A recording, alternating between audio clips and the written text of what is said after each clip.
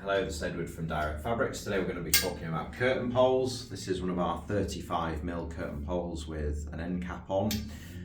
We offer two main ranges. We offer the 35 and the 28, both really popular. 35 slightly more heavy duty. They all come with a range of accessories. So if you come over please, Charles, we'll go through a quick few.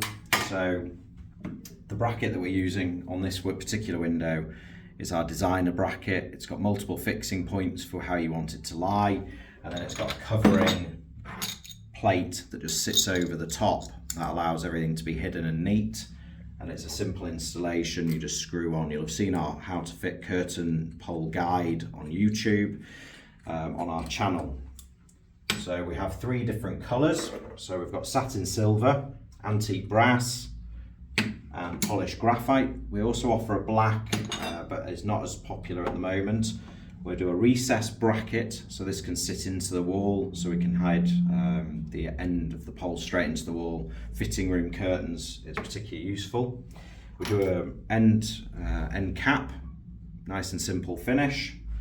Standard ring, which is lined, a slightly different modern ring, 35mm finial, 35mm bracket, all available in the same colours, and a 35mm ring.